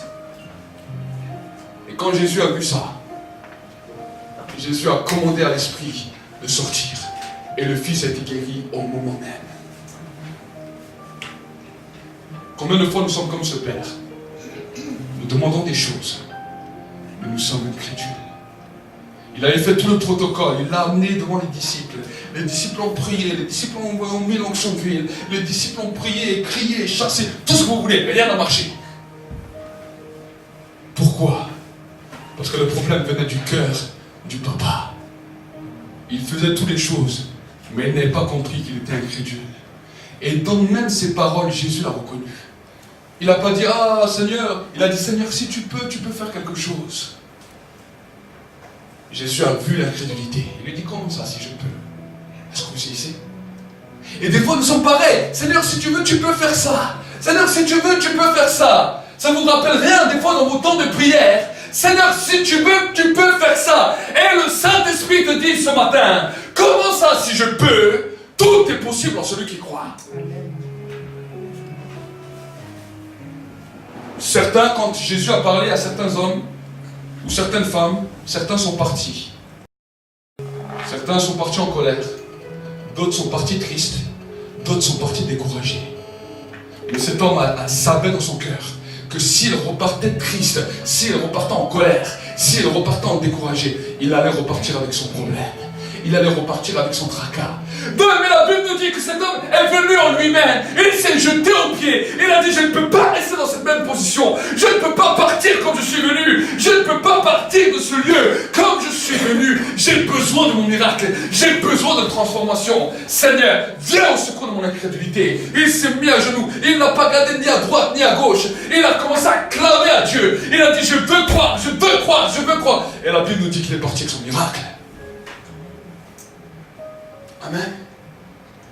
Quand nous venons dans la maison de Dieu, nous devons venir dans la même dimension. Souvent on dit, ah, peut-être je vais venir à l'église, peut-être Dieu va faire ça, peut-être. Et peut-être qu'il va peut-être m'exaucer. Mais s'il ne m'exauce pas, tu as déjà ton plan pour demain. Cette semaine, je ne vais pas prier comme j'ai prié la semaine dernière s'il ne m'a pas répondu. Tu ne l'as pas dit. Mais c'est que c'est venu dans ta pensée. Juste en pensant cela, cela prouve qu'il y a de l'incrédulité. Est-ce que vous saisissez? Des fois on se dit, mais c'est quoi l'incrédulité? Juste en disant, si Dieu ne m'exauce pas. Je ne sais pas si cette semaine sera comme la semaine dernière. Surtout si vous êtes bien engagé pendant une semaine, vous êtes venu me dire, maintenant j'ai vu mon exaucement. Hein. Et tu demandes à Dieu. Et si Dieu ne t'exauce pas aujourd'hui, s'il a décidé de t'exaucer dans une semaine, malheureusement, toi, la semaine d'après, tu ne fais plus rien. Tiens, là maintenant ça ne va pas. Ma vie spirituelle, aujourd'hui j'ai pris un coup. Ça, c'est le cœur de l'homme. Est-ce que vous comprenez? Tu dois clamer à Dieu comme cet homme. Dis, Seigneur, viens au secours de mon incrédulité. Viens au secours. C'est ça qui me bloque de ta présence. C'est ça qui me bloque de toi. Ce n'est pas mon exaucement qui me bloque de toi. C'est mon incrédulité. Je parle à des croyants. Je parle à des croyants. Je parle à des hommes et des femmes qui ont accepté de marcher avec Dieu. Le chemin que tu as pris, c'est le chemin de la foi. Ce n'est pas le chemin de la religion. Tu as fait un jour une promesse devant Dieu. Tu as un jour dit à Dieu, Seigneur, je veux marcher avec toi. Et si tu n'as pas fait cette promesse, alors je t'encourage ce matin aussi à faire cette promesse. Pourquoi? Parce que tous ceux et celles qui n'ont pas fait cette promesse, qui ne se sont pas engagés avec Dieu, la Bible nous dit qu'ils vont passer en jugement. Le jour où nous quittons cette terre, ceux et celles qui ont fait la promesse à Dieu de marcher par la foi, qui ont fait la promesse à Dieu de dire, Seigneur, je veux marcher avec toi, la Bible nous dit, le jugement va leur passer sous le nez. Parce qu'ils ont un avocat qui va intercéder en leur faveur. Ils ont décidé de commettre un avocat pour eux. Mais ceux qui n'ont pas fait cette alliance avec Dieu, ceux qui n'ont pas fait ce pas, ils vont être en jugement. Le premier des jugements dans lesquels Dieu va juger l'humanité. C'est pourquoi l'homme n'a pas cru en moi. Est-ce que vous comprenez? Souvent on dit, mais je suis pas une personne qui fait du mal. Je n'ai tué personne. Je n'ai volé personne. Mais simplement le fait de ne pas croire en Dieu. Beaucoup d'hommes et de femmes, malheureusement, peuvent aller en enfer. Simplement parce qu'ils n'ont pas cru en Dieu. Dieu honore celui qui croit en lui. Amen. Est-ce que vous saisissez? Dieu honore. Et maintenant, quand tu fais une alliance avec Dieu, le Saint-Esprit veut t'apprendre. Pourquoi nous sommes attachés à une église locale? Pourquoi nous venons dans une église locale? Pourquoi semaine après semaine nous venons pour entendre la parole de Dieu? Parce que le Saint-Esprit veut nous interpeller. Le Saint-Esprit veut nous secouer pour que nous puissions demeurer dans la foi et pour que nous puissions faire des progrès. Que cette année ne soit pas une année monotone, une année remplie d'incrédulité, mais une année remplie de foi. Une année où tu vas commencer à traiter l'incrédulité de ton cœur. Et chaque jour, tu vas dire, Seigneur, voici l'incrédulité de mon cœur. Amen. Et ça marche dans tout. La première des choses, c'est par rapport à Dieu. Tu ne crois pas en Dieu. Tu ne crois pas en sa présence. Même si des fois il te visite, des fois on se dit, c'était des frissons, c'était ça, peut-être c'était l'effet de masse qui m'a fait ça. Mais ça c'est l'incrédulité de ton cœur. Est-ce que vous savez? Moi-même dans ma propre vie, je vous donne des exemples de ma propre vie pour que vous puissiez aussi vous positionner. Quand j'ai commencé dans ma vie, j'ai commencé et au début la présence de Dieu me visitait, mais même si la présence de Dieu me visitait, au début je me posais quand même des questions. Même quand Dieu m'avait parlé clairement, je me posais aussi des questions. Et un jour, je m'en souviens, je venais d'être fraîchement marié, et là, à ce moment-là, je commence à prier, et le Saint-Esprit m'amène dans la première des dimensions de la foi. Il me dit, voilà, tu ne crois pas vraiment. Il a dit, tu pries, mais tu ne crois pas vraiment. Je dis, et pourquoi? Il me dit, parce que ton cœur est plein d'incrédulité. Je dis, ok. Je dis, qu'est-ce que je dois faire? Il y avait une petite table, un petit salon, et il me dit, commence à lire, ouvre ta Bible. Et j'ai ouvert ma Bible et il m'a dit, regarde Hébreux 11. J'ai regardé Hébreux 11 et j'ai vu ça. Or, sans la foi, il est impossible de plaire à Dieu. Celui qui s'approche de Dieu doit croire qu'il existe et qu'il est le rémunérateur de ceux qui le cherchent. Il me dit, c'est ça. Commence à tourner autour de ta table et dit, je crois en Dieu. Alors je tourne autour de ma table. Il dit, Seigneur, je crois en Dieu, je crois que tu es le rémunérateur et que tu es le rémunérateur de ceux qui te cherchent. Je crois en toi. Seigneur, je crois en Dieu. Je déclare que j'ai foi. Je commence à prier comme ça. Au début, je dis, mais qu'est-ce que je suis en train de faire comme genre de prière? Avant, je faisais mes demandes, je faisais ça. Là, Dieu il me dit, tu pries comme ça. J'ai prié comme ça pendant 40 minutes. Je crois que tu existes et que tu es mon rémunérateur. Je crois que tu existes et que tu es mon rémunérateur. Pendant plus de 40 minutes, j'ai prié comme ça. Vous savez ce qui s'est passé au bout de 40 minutes? Tout d'un coup, le ciel s'ouvre. Il y a eu comme une opération chirurgicale à l'intérieur de moi. Et tout d'un coup, j'y croyais vraiment. J'étais étonné. Mon cœur croyait vraiment que Dieu existe et qu'il était mon rémunérateur. Et à partir de ce moment-là, j'ai commencé à comprendre ce que c'est la foi intérieure. Pendant plus d'1 an à l'époque. J'ai prêché sur la foi. Je l'ai prêché en long, en large, en travers. Parce que j'avais découvert le secret de la foi. Mais ça a continué. Quelque temps après, je me suis trouvé voici dans une période de chômage. Où j'arrivais à mes fins de droit. Je n'avais plus de droit de chômage. Et là, je croyais que Dieu existait. Et chaque fois que je venais dans sa présence, j'étais content. Je dis, Seigneur, je crois que tu existes et que tu es mon rémunérateur. J'étais heureux parce que la foi était là. Mais voici que maintenant, un jour que je suis en prière. Alors au début, je priais et je dis, mais Seigneur, je ne comprends pas. Je prie des fois pour certaines personnes pour le travail, ils trouvent. Moi, je ne trouve pas de travail. Et un jour, je suis dans la présence de Dieu. Il me restait quelques jours. Et là, je suis là. Et pendant que je suis dans la présence de Dieu, le Saint-Esprit me dit, je vais t'expliquer pourquoi tu ne trouves pas de travail. Parce qu'à l'intérieur de ton cœur, tu as peur. Et tu ne crois pas que je peux intervenir là. Tiens. Je dis, ok, qu'est-ce que je dois faire? Il me dit, dis-le moi clairement. Et je dis, Seigneur, dans mon cœur, je n'arrive pas à croire que tu peux intervenir dans cette dimension. Et je te demande pardon, mais je te demande de m'aider. Et là, j'ai fait cette simple prière. Tout d'un coup, à ce moment-là, c'est toute la peur qui s'est enlevée. Une paix qui est venue. Et j'ai dit à Dieu que je trouve un travail ou que je ne trouve pas de travail, ça ne me touche pas. Parce que je sais maintenant que tu as changé mon cœur. Et je te bénis. Et le lendemain, quelques jours après, on m'a appelé et j'ai commencé à travailler. Et ça a continué. Et là maintenant, je commence à expérimenter une nouvelle dimension. Une nouvelle dimension de sa présence. Je commence à expérimenter une nouvelle dimension de foi. Et j'étais content. Mais en 2008, quand voici maintenant, je me retrouve confronté à la dimension avec le Saint-Esprit. Dieu m'avait commencé à me montrer, m'a montré quelle était la communion avec le Saint-Esprit. Qu'est-ce que c'était réellement la communion avec le Saint-Esprit. Et quand tu me l'as montré, quand tu me l'as touché par rapport à ça, j'étais content, j'étais convaincu. Mais vous savez que quand j'ai commencé à essayer d'expérimenter ou de communier avec le Saint-Esprit, pour moi c'était difficile. Je savais comment prier, je savais comment prier avec foi. Mais maintenant, communier avec la présence du Saint-Esprit, discuter avec une personne que tu ne vois pas, que tu sens mais que tu ne vois pas physiquement, c'était difficile. Alors j'ai essayé. Je dis, Seigneur, c'est un vrai casse-tête chinois, j'arrive pas. Je dis, j'ai beau essayer, si tu me demandes de prier, si tu me demandes d'intercéder, si tu me demandes quoi que ce soit, il n'y a pas de problème. Mais ça, cette communion est difficile pour moi. Je n'y arrive pas. Et là, j'étais dans la présence de Dieu. Et je dis, tu vois, Saint-Esprit, j'ai beau essayer. Pour moi, c'est difficile. Pour moi, c'est difficile, j'arrive pas à être en communion avec toi. Je dis, mais aide-moi. Et quand j'ai fait ça, j'ai entendu un clac dans ma tête. Mais un clac, comme un bouton d'interrupteur.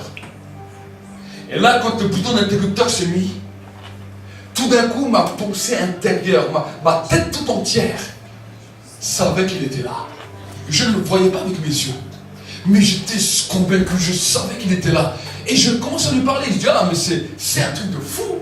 Je dis, ma tête sait que tu es vraiment là. Je sais maintenant que tu es là. Et ça m'étonne carrément, parce que même mon intelligence n'arrive pas à suivre ça. Et c'est là où j'ai commencé à comprendre. Et à saisir. Et chaque fois dans ma vie, Dieu m'arrêtait là. Et Dieu m'arrêtait là. Et Dieu me montrait en profondeur. Et là, et je peux vous dire que j'apprends encore. Chaque jour, j'apprends encore. Amen. Amen. Et je vois la main de Dieu. C'est ça la vie de foi. C'est ça la marche de la foi. C'est dans lesquels, quand tu commences à avoir des acquis, tu commences à évoluer. Mais les acquis, c'est à l'intérieur. C'est là où l'incrédulité tombe pour ça. Des fois, tu crois que Dieu existe, Mais certains ne croient pas en ça. D'autres ne croient pas en ça. D'autres ne croient pas en ça. On peut dire qu'on croit. Mais intérieurement, par nos peurs, par nos doutes, par nos tracas, on n'y croit pas vraiment. Et c'est là où nous avons besoin de ce qu'on appelle la parole Réma de Dieu. Il y a la parole Logos. La parole Logos, c'est ce que tu vas lire.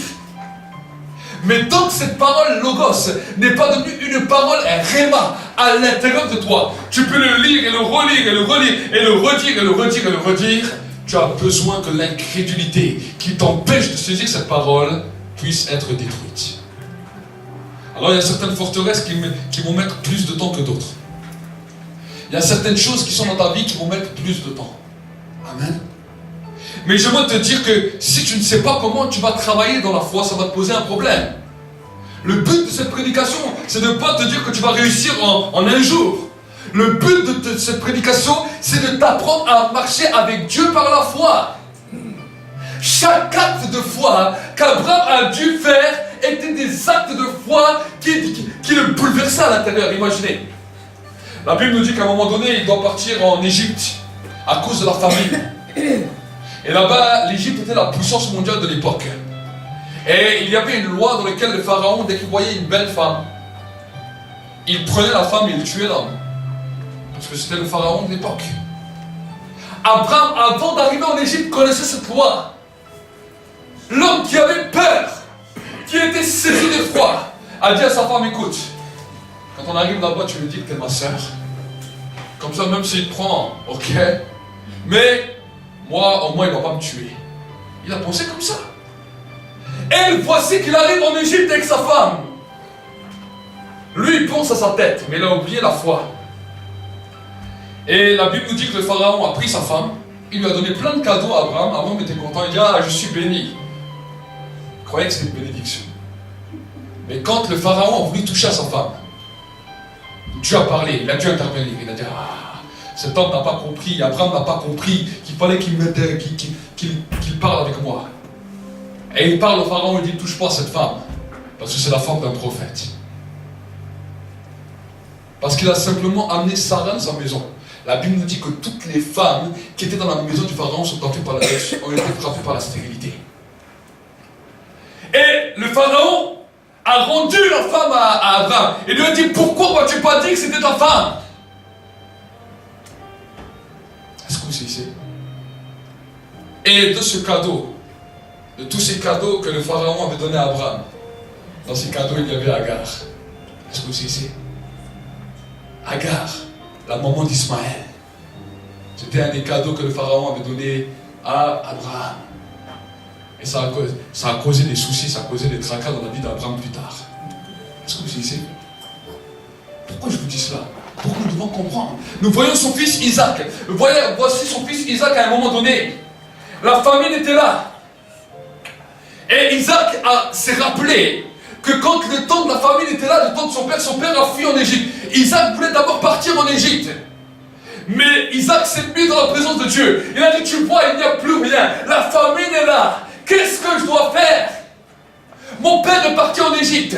Et ça lui a causé des fois des tourments. Ça lui a causé des problèmes. Mais il n'a pas su venir te demander l'aide. Moi, je te demande l'aide. Qu'est-ce que je fais?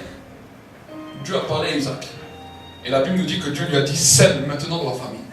Sème dans la famine. Et la Bible nous dit qu'Abraham a semé. Et il a récolté. Tout s'est multiplié. Et il a vu la main de Dieu. Amen. Et chaque fois, chaque peur, les patriarches qui ont commencé à suivre, ont commencé à traiter ça, et à traiter ça, et à traiter ça. Et nous avons tout un modèle d'hommes et de femmes qui nous ont précédés, ce qu'on appelle les hommes et des femmes de foi. Et nous, on veut encore nous-mêmes, par nous-mêmes, essayer de faire mieux qu'eux. Si tu veux faire mieux qu'eux, prends l'exemple de là où ils ont échoué et commence à faire mieux. Amen. Comment? En n'ayant pas peur d'aller dans la présence de Dieu et de dire, tu vois, là j'ai cette peur, là j'ai cette peur, là j'ai cette crainte. Moïse était un homme qu'à cause de la colère, est passé à côté du pays promis. Il s'est laissé emporter par la colère. Et là, il a fait des choses qui ont désobéi à Dieu, dans lesquelles il n'a pas pu entrer dans le pays promis. Josué a vu ça. Chaque fois que Josué devait rentrer, avant de se mettre en colère, il s'est mis dans la présence de Dieu. Il a dit, voilà Seigneur, Si je me mets en colère comme Moïse s'est mis en colère, je risque de passer à côté de ton plan. Aide-moi. Amen. Et elle a commencé à évoluer. Et il y a beaucoup de situations dans nos vies dans lesquelles nous devons apprendre. Amen. D'ailleurs, on va dire toutes les situations. Les peurs, les craintes, les colères, les ressentis, les rejets. Combien de fois? Alors, il est vrai qu'il y a des personnes qui ont eu des esprits de rejet sur eux. Mais une fois qu'on a chassé l'esprit de rejet, maintenant ce qu'il faut apprendre à vivre, c'est enlever la mentalité du rejet. Parce que les pensées sont toujours là. Cette incrédulité du rejet est toujours là. C'est le raisonnement du rejet, c'est ressenti. Quand vous avez l'impression que quelqu'un vous rejette, c'est un ressenti. Mais derrière, c'est un esprit d'incrédulité qui est là. Et là, maintenant, tu dois dire, Seigneur, j'ai encore cette mentalité. Je crois que tout le monde me rejette. Chaque fois que je veux faire quelque chose, je crois que personne ne fait attention. Ça, tu rejettes cela. Et tu dis, Seigneur, viens à mon secours. Et le Seigneur est en train de reconstruire. Et le Saint-Esprit va continuer à évoluer. Amen. Amen. C'est pour cela que j'aimerais t'encourager que cette année soit une année de foi. Amen. Ça, c'est la foi. Ça, c'est la foi. Reconnaître son incrédulité est la foi. Est-ce que vous essayez? Ne pas reconnaître son incrédulité est la religiosité. Chaque fois que tu dis que tu es fort et que tu arrives à tout faire, que tu arrives à être un homme qui arrive à tout faire dans la vie spirituelle, sache que tu as déjà creusé un trou pour chuter malheureusement. Chaque fois que tu reconnais ton incrédulité, ta foi augmente. Est-ce que vous essayez? Et dans la vie de l'homme, jusqu'à la fin de sa vie, jusqu'à la fin de ta vie, tu auras ce combat.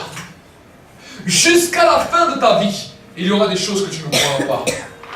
Pourquoi? Parce que chaque réveil a changé la mentalité des hommes. Chaque fois que Dieu s'est manifesté avec un réveil, les hommes ont commencé à dire non, je ne crois pas en ça. Les hommes ont commencé à dire non, je ne crois pas en ça. Dieu a commencé à faire pleuvoir la gloire. L'onction a commencé à descendre. Les gens ont commencé à tomber dans l'onction. Les gens ils ont dit ah non, non, on ne croit pas en ça. Dieu a commencé à se mouvoir. Le feu a commencé à toucher. Les gens ont commencé à être visités par le feu. Les gens disent ah non, non, on ne croit pas en ça. D'autres, Dieu a commencé à faire d'autres miracles. Dans certains réveils, certains ont eu des poussières d'or. D'autres, ils ont eu des moments glorieux qui ont commencé à se produire. Et chaque fois, une incrédulité est venue. Dieu se plaît à choquer l'homme. Amen. Dieu se plaît à choquer l'homme. Et Dieu choquera encore et encore et encore. Pourquoi? Pour que nous puissions demeurer dans la dimension de la foi. Ce qui a tué les réveils, ce qui a tué la manifestation de Dieu, c'est l'incrédulité des hommes dans lequel les hommes sont restés religieux. Regardez, chaque prophète avait un élément. Élie faisait tomber le feu du ciel. Élisée pouvait aveugler toute une armée, tout seul. Moïse, il ouvre l'eau de la mer Rouge en deux. Il descend avec le visage comme le soleil. Un choc pour les enfants d'Israël. Est-ce que vous savez? Mais quand Jésus vient, il chasse les démons et les malades sont guéris. Ça choque tout le monde. Et Jésus a dit que vous allez être encore plus choqués, parce que vous allez entendre parler des nouvelles langues. Vous allez voir des signes, des prodiges. Vous allez voir les anges monter et descendre du ciel sur la terre. Vous allez voir toutes sortes de signes. Et il a dit, et quand le Saint-Esprit viendra, il fera encore des signes encore plus grands. Mais l'homme s'arrête. L'homme s'arrête. Alors maintenant, aujourd'hui, parler en langue ou avoir une parole prophétie, ça va, on arrive à le gérer. Mais si Dieu commence à faire d'autres choses, si Dieu commence à faire d'autres choses, les mêmes raisonnements viennent. Et pourquoi on fait ce message? Pour que l'Église puisse arriver à apprendre. Parce que des fois, on ne parle pas encore de la gloire de Dieu, que déjà dans ta vie personnelle, l'incrédulité t'a déjà arrêté. L'incrédulité t'a déjà arrêté dans ta vie personnelle. Alors pour essayer de croire encore aux choses suprêmes de Dieu, qui touchent à sa gloire, là c'est encore plus difficile. Donc commence déjà à croire à que Dieu peut faire des choses dans ta vie. Que Dieu peut détruire cette incrédulité pour t'amener dans un nouveau temps. Et ensuite tu verras que les choses de sa gloire vont être plus faciles à accepter. Amen. Est-ce que c'est un programme qui vous plaît pour cette année? Amen. Est-ce que c'est un programme que vous voulez avancer? Je vais un peu vous marteler cette année par rapport à la foi. Je vais vous marteler cette année parce que je veux vraiment que vous puissiez rentrer dans la foi. Vous savez que quand nous venons dans l'église, c'est un stage de formation. Nous sommes formés pour que quand maintenant nous rentrons dans nos maisons, nous sommes des hommes et des femmes de foi. Amen. Mon désir est de voir une église en foi. Une église de foi dans laquelle tu vas apprendre à ton frère ou à ta soeur qui va venir demain. Tu vas lui dire, viens, je vais te montrer comment mettre ta foi en action. Amen. Quelles sont tes peurs? Quelles sont tes craintes? Quelles sont tes angoisses? Quelles sont tes choses? Si ça est dans ta vie, c'est super pour commencer à travailler ta foi. Amen. Et maintenant, tu vas travailler ça. Aujourd'hui, tu vas travailler ça. Demain, tu vas peut-être travailler ça. Peut-être pendant un mois, tu vas travailler sur le même sujet. Il y a eu tellement de peur dans ta vie, tellement d'insécurité dans ta vie, tellement de crainte et de désespoir que peut-être pendant un mois, un an peut-être, tu vas travailler là-dessus tous les jours. Mais chaque fois que tu le fais, chaque jour, c'est comme si tu donnes un coup dans cette muraille, et un coup dans cette muraille, et un coup, et chaque fois elle s'affaiblit, elle s'affaiblit, elle s'affaiblit, jusqu'à ce qu'elle tombe totalement. Amen. Amen. Et quand elle est tombée, tu sens la paix, tu sens la joie de Dieu, tu sens l'amour de Dieu qui vient. Amen. Amen. Nous allons prier ensemble. Et pendant ce temps de prière, que tu puisses être prêt. Je ne sais pas dans toutes les dimensions dans lesquelles tu peux être touché. Mais que pendant ce temps, tu puisses commencer à grandir dans la foi. Peut-être que maintenant, alors que nous sommes là dans la présence de Dieu, il y a un des sujets qui t'a touché. Alors prie avec Dieu pendant un instant. Je vais te laisser en prière. Si peut-être tu n'as jamais fait une alliance avec Dieu, aujourd'hui je vais laisser l'opportunité aussi à celui et celle qui n'a jamais fait encore d'alliance avec Dieu, celui qui n'a jamais dit à Dieu, Seigneur, viens habiter dans mon cœur, que ce soit ici, que ce soit sur le net en direct. Alors, pendant un instant, pose juste ta main sur ton cœur, en signe que tu veux accepter Jésus comme Seigneur et Sauveur. Si tu n'as jamais accepté, pose juste ta main sur ton cœur, ne regarde ni à droite, ne regarde ni à gauche. C'est aujourd'hui ton jour. C'est aujourd'hui ton jour. Tu poses ta main sur ton cœur et tu dis avec moi cette simple prière. Et l'église, nous allons prier avec eux. Tu vas dire, Père de gloire. Dites avec moi fort, Père de gloire. Aujourd'hui, je viens devant toi, tel que je suis. Et je vais te demander pardon pour mes péchés, pour mes fautes, pour mes transgressions. Et je vais te demander pardon parce que je n'ai pas cru en toi. Je n'ai pas cru que tu existais. Mais tu as dit dans ta parole que quand le Saint-Esprit viendra, il convaincra le monde de péché parce qu'il ne croit pas en toi. Alors je te demande, Seigneur, qu'à partir de maintenant, cette opération chirurgicale s'opère dans ma vie. Et que je crois en toi. Je renonce maintenant à tout esprit d'incrédulité, à tout esprit de doute.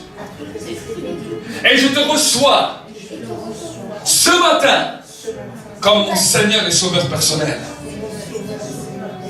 Remplis-moi de ton esprit et aide-moi à marcher dans ce sentier de foi. Merci parce qu'aujourd'hui, mon nom est inscrit dans le livre de vie. Dans le nom de Jésus. Dans le nom de Jésus. Maintenant, je vais peut-être tous les autres qui ont un problème avec l'incrédulité, avec un certain point dans leur vie. Je ne sais pas quel est le point spécifique, mais toi tu le sais. Pendant le temps de la prédication, le Saint-Esprit t'a révélé. Alors pose ta main sur ton cœur aussi. Et dis avec moi, Seigneur, je te remets cette incrédulité. Et tu dis exactement ce qui t'a touché. Dis-le à Dieu pendant un instant. Dis-lui ce qui t'a touché. Par rapport à ta vie.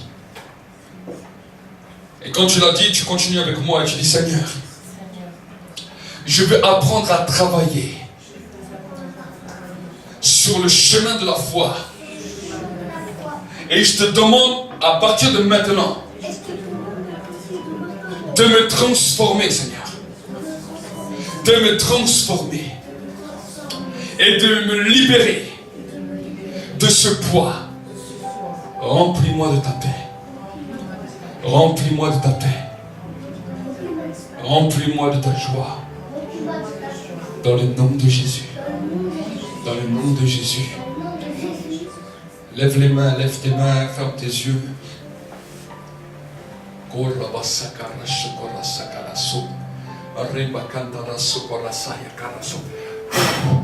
Que maintenant la tristesse quitte ta vie maintenant. Quitte ta vie maintenant. Et que maintenant la paix de Dieu, le feu remplisse ta vie à partir de maintenant. Au nom de Jésus, que le manque de sécurité que tu avais soit détruit maintenant dans ta vie. Dans le nom de Jésus, reçois la consolation et reçois cette paix maintenant qui descend sur toi. Maintenant, dans le nom de Jésus, dans le nom de Jésus.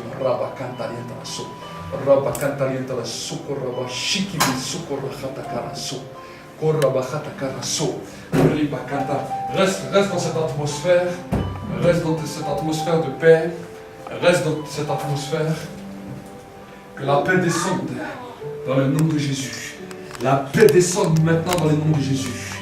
Que les inquiétudes cessent maintenant. Cessent maintenant. Dans le nom de Jésus-Christ. Et que maintenant, l'avenir n'en ait plus peur. Tu n'en aies plus peur de l'avenir. Le Seigneur veut te mettre à l'aise maintenant. Et que la dimension de peur que tu avais par rapport à l'avenir s'arrête maintenant, à partir de maintenant. Reçois maintenant. Reçois maintenant. Reçois. Dans le nom de Jésus. Dans le nom de Jésus.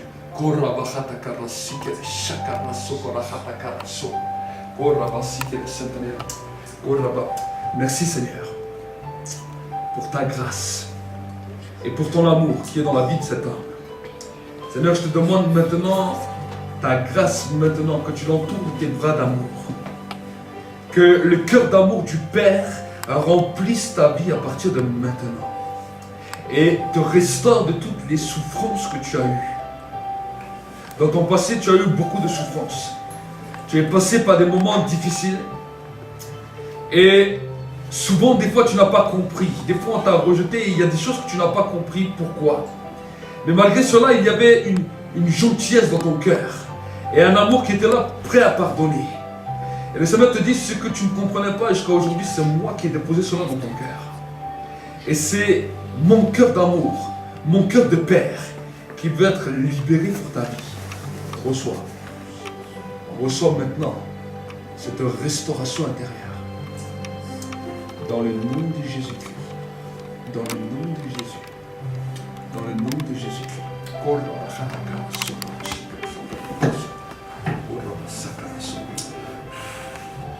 Que ta présence remplisse, Seigneur. Que ta présence la remplisse. Au nom de Jésus. Au nom de Jésus. Au nom de Jésus. Que tout ce que l'ennemi a voulu conspirer contre sa vie soit brisé à partir de maintenant. Et que ton feu maintenant saisisse la vie de ma soeur maintenant. Maintenant. Maintenant. Maintenant. Tout ce qu'on a lancé contre elle, dans le monde visible et invisible, pour essayer de l'arrêter, pour essayer de la détruire, cela s'arrête maintenant. Dans le monde visible et invisible. Dans le monde visible et invisible. En grandissant dans ta vie, tu n'as pas souvent connu la sécurité. Tu n'as pas souvent connu des temps heureux. Et souvent, c'est comme si des gens étaient autour de toi pour essayer de te détruire tout ce que tu voulais construire. Mais le Seigneur te dit, c'est un temps nouveau, parce que ce qu'on a décidé contre toi, dans le monde occulte, est brisé à partir de maintenant. Est détruit à partir de maintenant. Je déclare maintenant un temps nouveau pour ta vie. Reçois maintenant. Reçois. Reçois. Et que maintenant, à partir d'aujourd'hui, tu puisses voir que c'est moi qui prends soin de toi. Le Seigneur te dit, je te parle parce que je te connais. Et je veux que tu saches que je te connaisse et que je veux poser ma main sur toi. Aujourd'hui est ton rendez-vous. Aujourd'hui est un temps où je veux ramener un équilibre dans ton cœur et dans ta vie. Reçois maintenant cette parole. Te dis ton Seigneur est ton Dieu qui t'aime. Au nom de Jésus.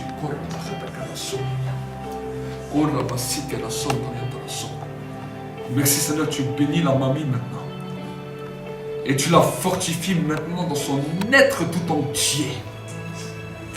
Seigneur, je te demande maintenant qu'une vie nouvelle coule maintenant en elle. Et que tu rajeunisses ses os, Seigneur, à l'intérieur d'elle. Tu la fortifies au plus profond de son être. Et tu la restaures maintenant. Au nom de Jésus. Souviens-toi, Seigneur, de son sacrifice. Et Seigneur, donne-lui encore plus un courage pour affronter, Seigneur, les choses encore, les choses de la vie. Et Seigneur, mon Dieu, mon roi, donne-lui un courage nouveau et renouvelle-la d'un nouveau courage. Par rapport, Seigneur, mon Dieu, mon roi, même aux membres de sa famille. Je la bénis maintenant. Au nom de Jésus.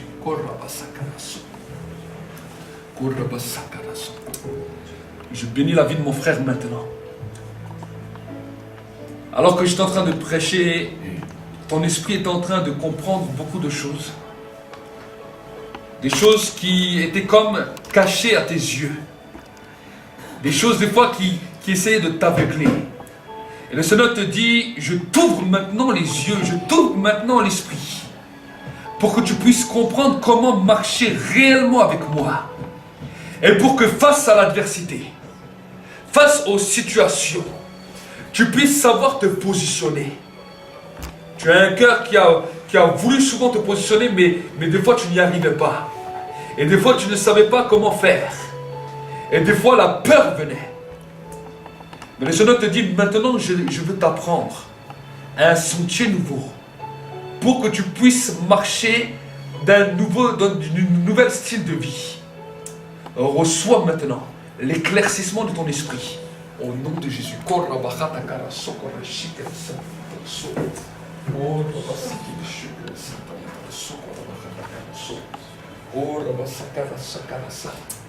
Merci Saint-Esprit pour ta grâce.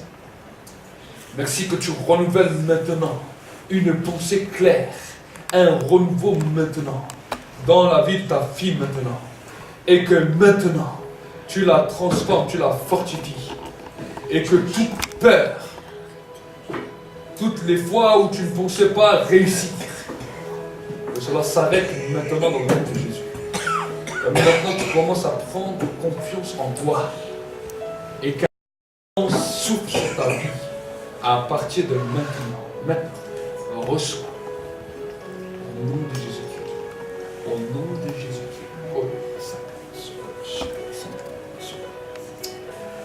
Merci Saint-Esprit pour la vie de ton Fils.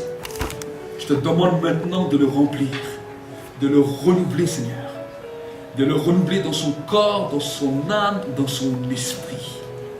Et Seigneur mon Dieu, mon roi, de l'amener sur le chemin de la formation que tu as choisi pour lui. Le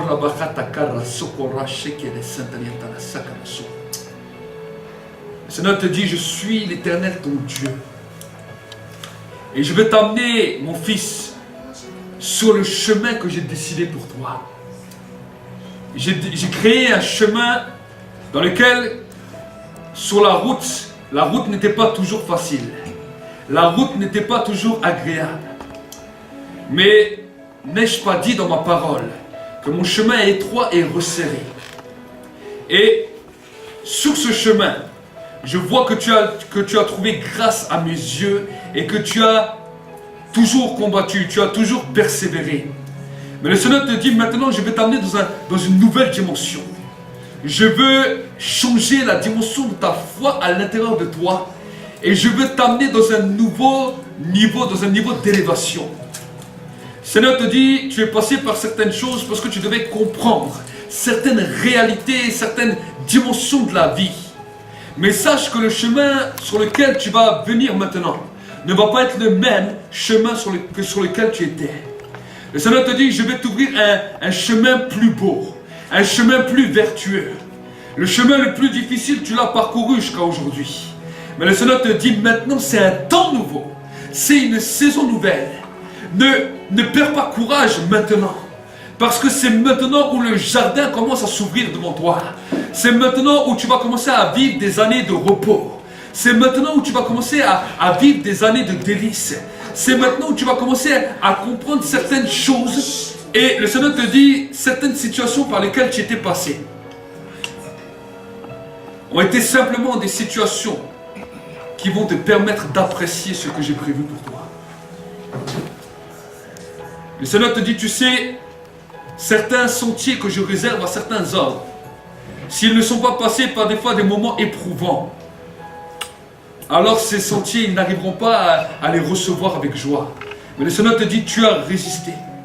Tu as tenu ferme, tu as tenu bon. À cause de cela, tu vas te réjouir de ces années.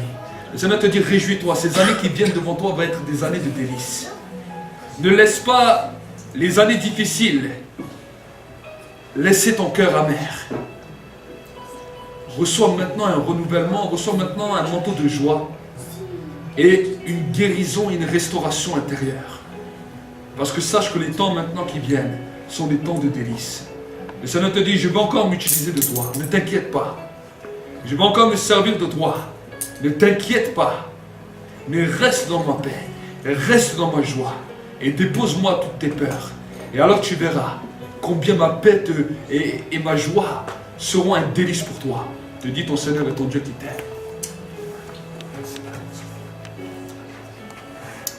Merci Saint-Esprit pour ta présence. Merci Saint-Esprit pour ta gloire. Merci pour ton onction qui commence à couler. À couler. Et à la restaurer. À la transformer. Tu es souvent une femme qui regarde les choses. Qui voit les choses. Et la forteresse que des fois l'ennemi a mis en toi, c'est que tu vois les choses, mais c'est comme si tu dis dans ton cœur, bon, c'est bien pour les autres. Mais c'est comme si des fois tu te prives des choses. Et le Seigneur te dit, je veux t'amener dans un chemin et je veux te dire que les bénédictions et la plénitude que tu vois sur les autres ne sont pas que pour les autres. Mais ils sont aussi pour toi. Le Seigneur veut te restaurer dans ta personne et veut te restaurer au plus profond de toi-même. Le Seigneur veut te donner une nouvelle pensée et un nouveau raisonnement. Pour que maintenant, quand tu verras les choses, tu puisses dire que ce n'est pas simplement pour les autres, mais c'est aussi pour moi. Reçois maintenant cette faculté de foi qui va t'aider à changer les choses que même tu voyais pour ta propre vie. Et que tu vas croire aussi que les choses sont aussi possibles pour toi. Reçois maintenant. Reçois. Souvent tu avais la foi pour les autres. Plus pour les autres que même pour toi. Mais le Seigneur te dit, je veux t'apprendre à avoir foi pour toi aussi. Tu as aussi le droit de recevoir. Reçois maintenant. Te dit ton Seigneur et ton Dieu qui t'aime.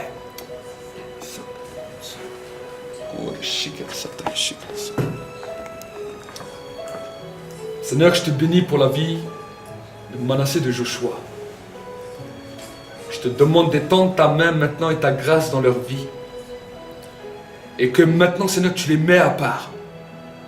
Et que maintenant, tous les raisonnements, tous les pensées dans les cœurs, dans les vies, toutes les tentations de la jeunesse que l'ennemi voulait conspirer pour eux, pour les détruire, que cela soit brisé maintenant.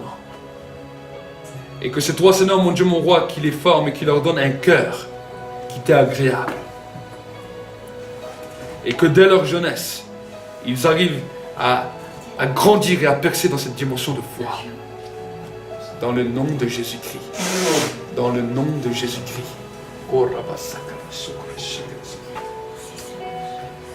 Merci pour la vie de ton fils.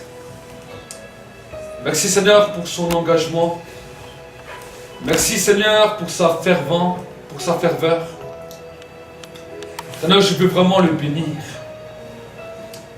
Et Seigneur, mon Dieu, mon roi, je veux déclarer que la foi audacieuse lui soit libérée. La foi audacieuse, le don de la foi audacieuse lui soit libéré. Seigneur te dit, pourquoi tant de tristesse dans ton cœur? Tu m'aimes, tu veux faire les choses qui me sont agréables. Mais avec cela, ton cœur est rempli souvent de tristesse. Tu regardes autour de toi, et des fois les situations autour de toi t'attristent. Et elles t'attristent à un tel point que cela affecte même ton âme. Souvent tu sens ton âme attristée. Souvent tu sens ton âme découragée. Et des fois tu ne sais comment faire. Mais le Seigneur te dit, apprends à partir de maintenant à revêtir mon manteau de joie.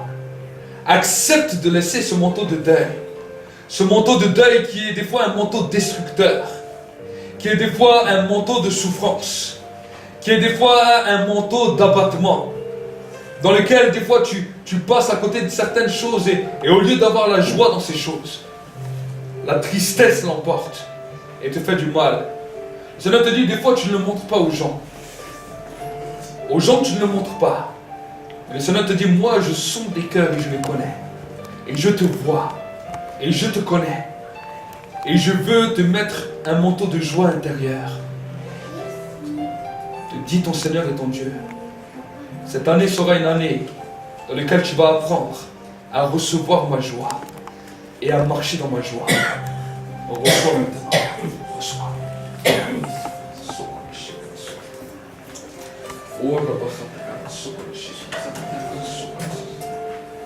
Merci Saint-Esprit pour ta présence. Seigneur, je te remets la vie de ta fille maintenant. Seigneur, mon Dieu, mon roi, merci que c'est toi qui l'as béni à partir de maintenant. Et que Seigneur, là où le diable a posé des pièges contre sa vie, que cela soit détruit à partir de maintenant. Que cela soit détruit à partir de maintenant.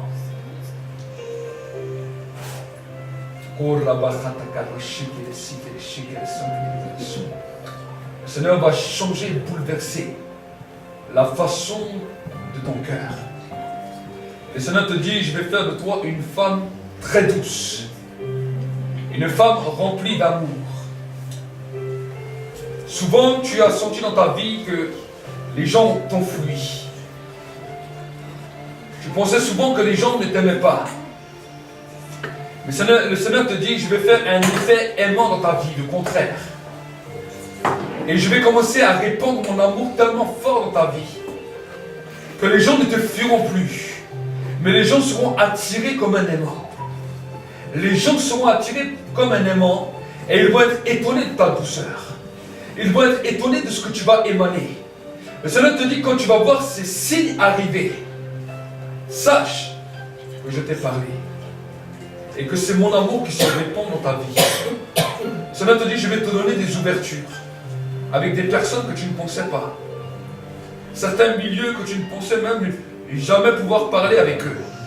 Le Seigneur te dit, je vais te donner ces ouvertures. Et ils verront mon amour à travers toi. Mais reste, quand tu es dans ma présence, dépose-moi tes pensées. Dépose-moi ce que tes ressentiments. Ne crois plus à ces ressentiments d'autrefois. Parce que le diable avait vu ma main sur toi avant même que tu étais dans le sein de ta mère. Et il a voulu te détruire. Il a voulu te déstabiliser. Il n'a pas voulu que tu arrives à ce temps. Et le Seigneur te dit, abandonne de moi tous ces raisonnements liés à ta vie passée. Tous ces raisonnements. Et alors tu verras que jour après jour, mon amour grandira. Ta pensée sur toi-même changera. Et tu verras ton environnement changer. Te dit ton Seigneur et ton Dieu le fait. Merci Seigneur pour la vie de ta fille. Merci de la remplir maintenant de ta gloire. Et Seigneur, je te demande vraiment de la fortifier. Je vois ton esprit. Et je vois ton esprit comme un miroir brisé. Ta vie t'a laissé beaucoup de séquelles. Malgré que tu continues à marcher avec moi, il y a une grande souffrance que tu portes avec toi. Il y a une douleur qui a fragilisé bien souvent ton esprit. Mais le Seigneur te dit, je suis le Dieu qui restaure ce qui a été détruit. Je suis le Dieu qui sait refaire et redresser toutes choses. Et alors que je suis en train de te parler, il y a l'onction qui commence à descendre. Je vois comme l'onction, comme une huile qui descend dans ton esprit et qui restaure ton esprit au plus profond. Donc, reçois maintenant. Le Seigneur te dit, c'est une année de restauration. C'est une année de guérison complète et totale. C'est une année de transformation parce que tout ton intérieur va être transformé. Et cela va commencer à se refléter même sur ton corps, même sur ta santé, même sur tout ce que tu ressens dans toi. Reçois maintenant. Te dis ton Seigneur et ton Dieu qui t'aime. Au nom de Jésus. Au nom de Jésus. Pendant un instant, nous puissions juste remercier Dieu pour ces temps. Nous puissions juste lui dire merci. Dis-lui merci à ta place. Dis-lui simplement merci pour sa présence. C'est Dieu qui t'avait donné un rendez-vous ce matin. Au-delà des paroles d'un homme, c'est Dieu lui-même qui voulait t'adresser un message personnel. Pas simplement un message par la parole, mais un message personnel. Pour les internautes aussi, je prie maintenant qu'ils soient touchés et visités. Que la dimension, l'action prophétique qui est en train d'agir dans ce lieu vous touche maintenant là où vous êtes. Et que l'onction de la restauration et de la transformation vous impacte à travers les ondes. Vous impacte à travers les ondes. Je déclare maintenant la grâce et la gloire de Dieu. Dans le nom de Jésus. Amen. Tant mieux pour le Seigneur. Et Dieu va également commencer à te faire grandir dans différents niveaux spirituels. On va dire que tu vas toujours être bruyant pour Dieu, parce que il y a une chose que le diable attendra toujours, c'est que tu te refroidisses. Dans cette alliance avec Dieu, de toujours rechercher sa présence, après le sacrifice de Jésus à la croix, parce qu'il n'est pas mort pour rien.